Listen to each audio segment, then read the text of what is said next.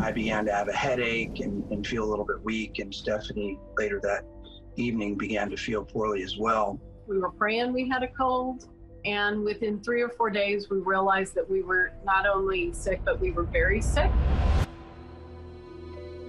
The World Health Organization today declared the coronavirus a global pandemic, citing the alarming levels of spread, but also the alarming levels of inaction. Coronavirus a global pandemic, the death toll rising here in the U.S. to at least 118,000. The pain in my chest and the body aches were kind of out of this world for me. And I was very concerned with Dan because he has chronic asthma. My lungs were already in bad shape, and I thought I was just having asthma issues or something. But it turned out to be with the headache, which then turned into fever. We began to get a little nervous about what was going on.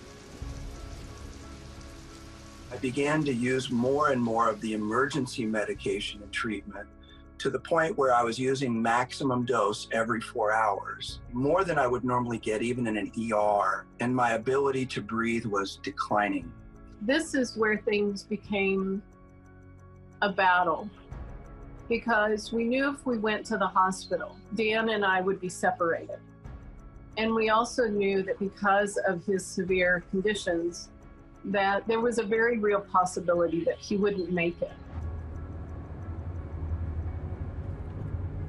I wrote out my will in the car because I had no rational expectation of survival. We were praying in the car on the way to the hospital, and I remember turning to Dan in my sorrow and saying, I need you to know before we get there and we're separated, that you are the love of my life. And I love everything about our life together. And I just need you to know that. And we both cried.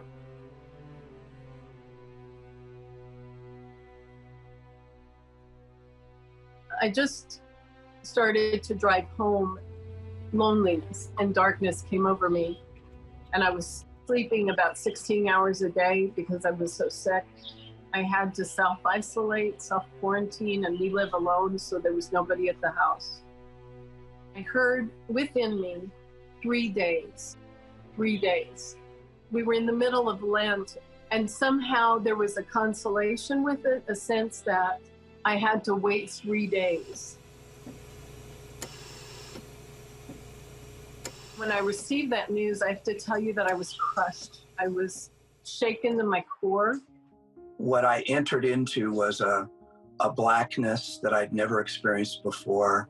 You're alone, feeling completely alone, because when you enter into ICU with COVID-19, you don't see anybody's faces.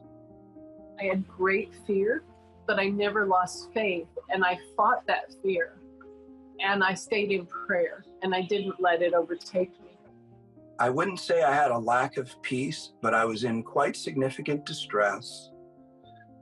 I was ready to die. I poured my heart out in a post, in a letter. I sent it out far and wide, and I said, please pray for my husband. He's been put on a ventilator.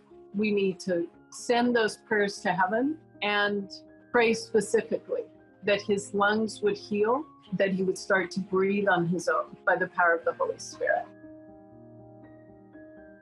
I received a call from the nurse, and she said, Mrs. Burke, I need to let you know that your husband twisted through his restraints and he's pulled the ventilator out. He pulled the tube out. And I said, is he okay? And she said, yes, not only is he okay, but he's breathing on his own. And that was the third day. And that was a turning point.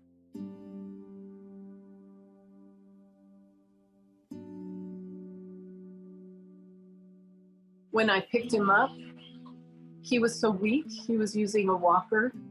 I was shocked at the impact that it had on his body. Probably a week after being at home, before the darkness really completely lifted and I could smile again. The battle was so overwhelming, like a little kid with a tiny sword coming up against the Prince of Darkness.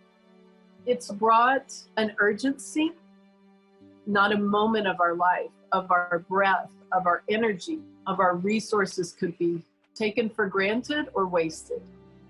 The time is now.